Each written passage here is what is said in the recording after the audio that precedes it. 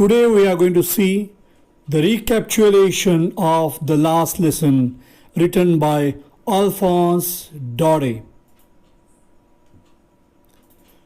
We are going to see the summary and analysis of this lesson.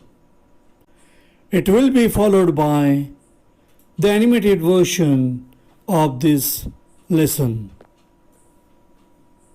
Recapitulation of this chapter. The story was around the time when Persian forces won control over France in 1870. You know that Franco-Persian War started in the year 1870 and Persian forces occupied the two districts. The French districts of Alsace and Lorraine were now ruled by Persia. Persian army had attacked France and France was defeated. As a result of the war, the two districts were now occupied by Persia. The Persians banned the teaching of French in schools of these two districts and the French teachers were forced to leave.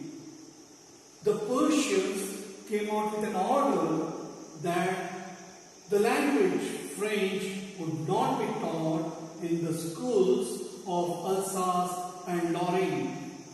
German would be introduced for French-speaking people of Alsace and Lorraine. And all the French teachers were asked to leave.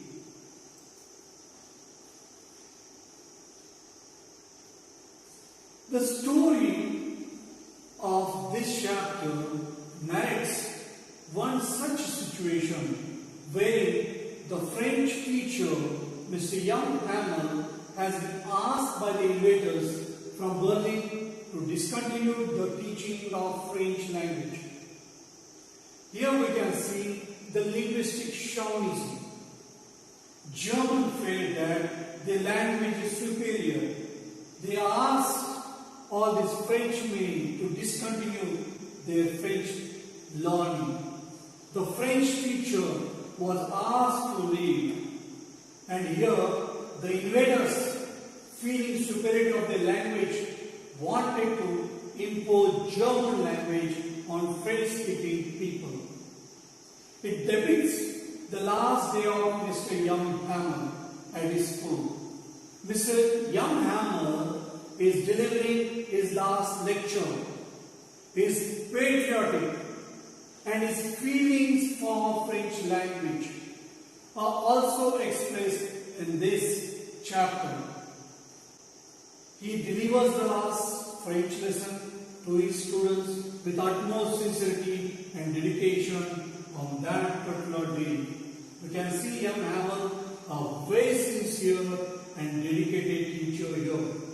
And on this particular day, when all these French men and students came to know that the teacher, French teacher, is leaving, then suddenly they are also filled with the feelings of patriotism and love for their mother tongue. And then we can see all the students who have been attending, they understand very well. And even the village elders who have been there in the class, they also pay a lot of attention to this last lesson of this French teacher, Young Hamel. The story also tells us the experience of a boy named Franz who was one of the students. Franz was not very keen on learning French. He was not very keen to go to school. But when he comes to know that the teacher is leaving and German is going to be imposed, he also starts feeling his love for his mother tongue. And here, the boy Franz is a narrator and who is telling us his experience. Franz was fun-loving and was more interested in watching birds. He wanted to bunk the class. He wanted to watch the birds chirping there outside. He wanted to remain outskirts. he wanted to remain outdoors. He was interested more to watch the drilling of the Persian soldiers. He wanted to enjoy the beauty of nature. Rather than learning French, he wanted to watch birds. Rather than learning French, he wanted to watch the drill. He also dreaded the iron rod of young Hamel. He was afraid to go to school because young Hamel had told him that he wanted to conduct a test on particles, and he was not prepared at all for that test, and he was afraid of the rod of Mr. Young Hamel, who was a very strict teacher. On reaching the school premises, he was surprised to see the sudden change in the atmosphere. It was an unusual day for France, and this is what he notices. Actually, he felt it was a usual day, and in that very free mind he was moving towards the school. But once he comes to school, he realizes that it was totally unusual. It was all quiet. The teacher was wearing the best dress. The village elders were there inside the classroom. There was no usual noise of lessons being chanted by students. Students were not repeating the lessons in unison. And there was no usual noise or chaos that we experienced before the start of the classes. It seemed as quiet as a Sunday morning. So it was a very unusual day. All students were already seated in their places. He was a late comer. First of all, he was afraid to enter into the classroom. He was not prepared what the teacher had asked him. Secondly, he was very late for the class.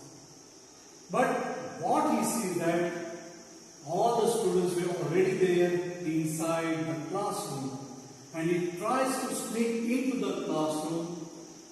Young Hamel was walking with his iron ruler under his arm, and when he enters, he expects that the teacher would scold him, and it was a big surprise for him because he asked him to sit very kindly. Franz was too frightened to enter the class, as he thought that he would be scolded badly as he was very late, but to his surprise, young Hamel did not say anything to him. Who is young Hamel? Young Hamel is French teacher. And who is the narrator in this story? It's a Franz. These two characters are major characters in this story. He rather welcomed Franz politely. We can see very polite behavior of French teacher young Hamel. A sudden change in the personality of the teacher is a great surprise for his students. And the teacher tells him very quietly, go to your place quickly, little Franz.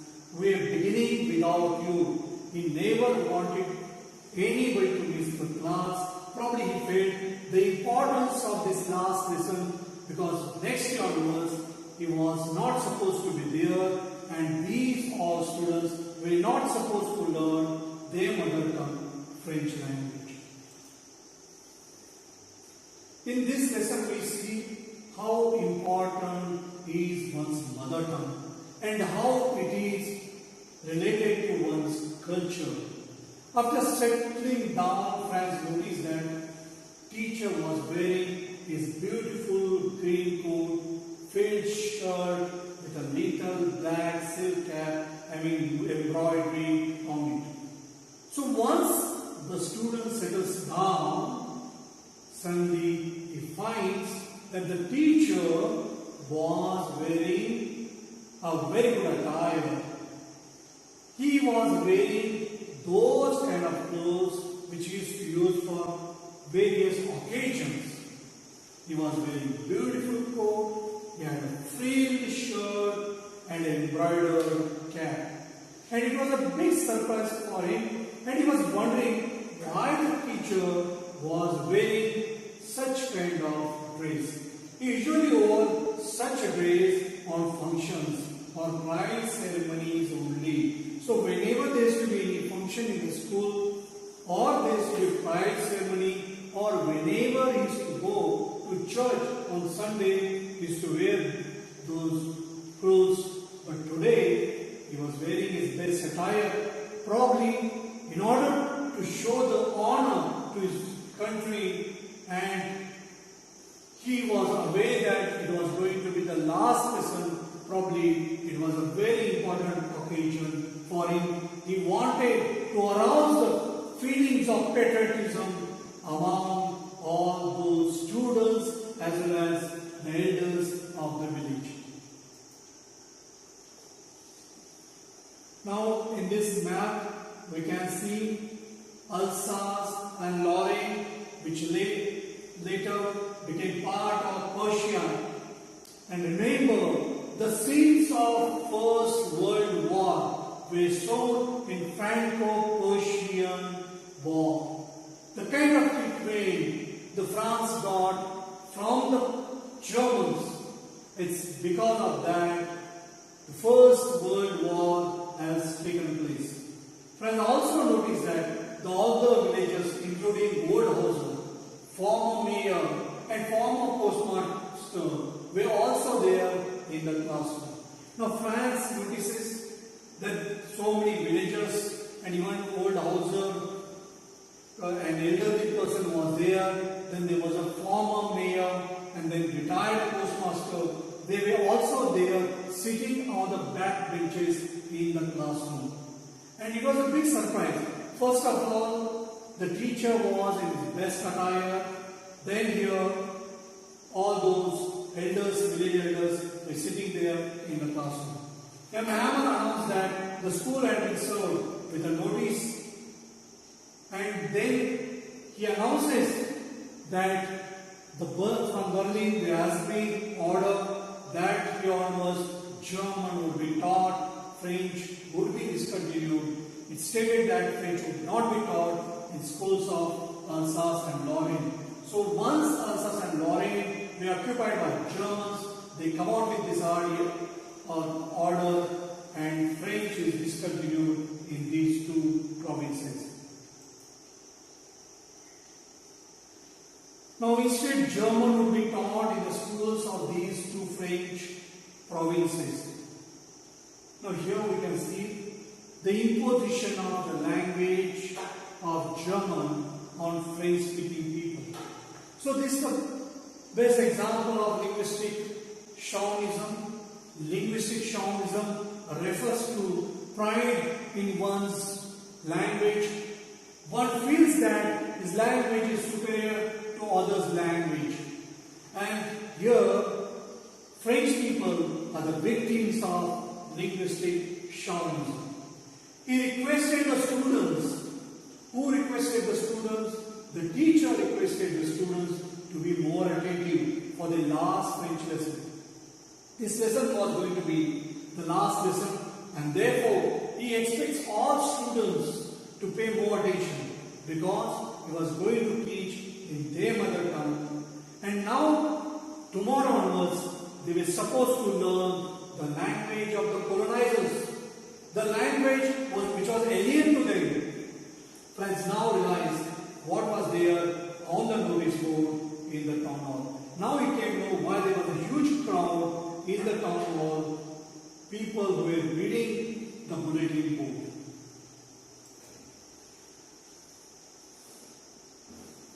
When Frank came to know that it was his last lesson in French, he realized the importance of this French language.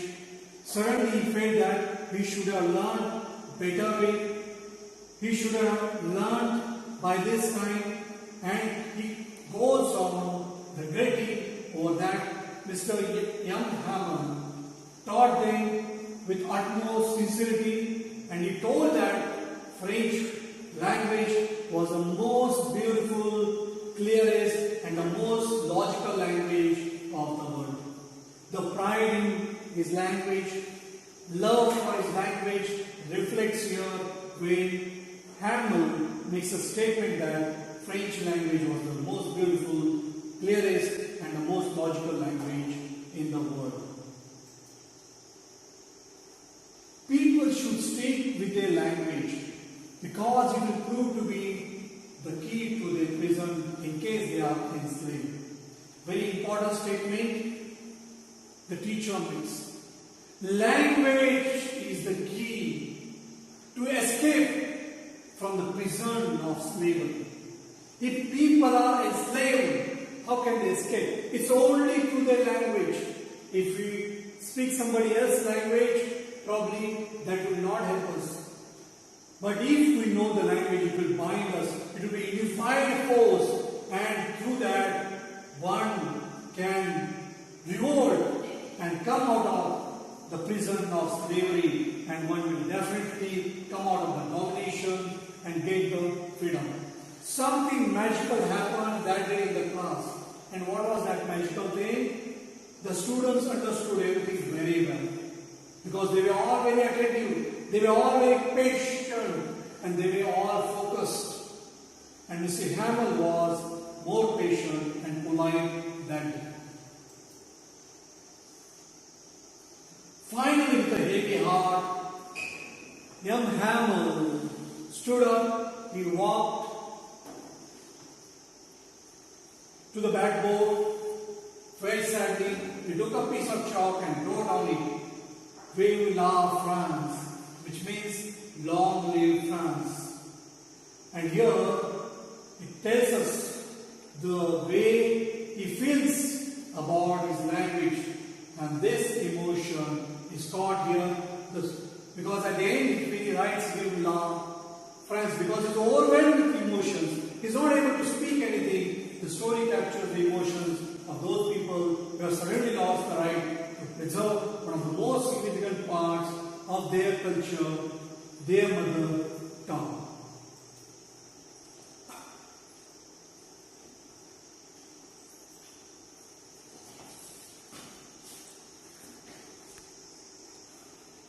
Now, the message of this story.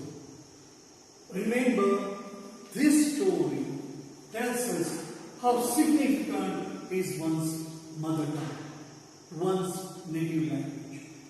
How language is related to one's culture. Through the story, the last lesson, Alphonse Daudet brings to light the intense love and pride people feel for their own language and culture. Language and culture are entwined. And here the teacher tells us that is the language which is key to escape from the prison of slavery. It's a key by which the people can get their freedom. To throw away the domination of the colonizers.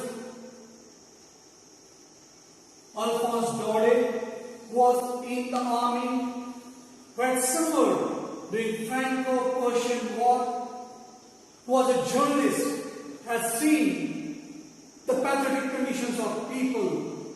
The situation reflects the pathos. The situation reflects that how people feel for their language. It also brings forward the fact that a victorious country asserts its power on the vanquished country by imposing many restrictions. How the German language has been imposed on French-speaking people, and they are the victims of linguistic shamanism.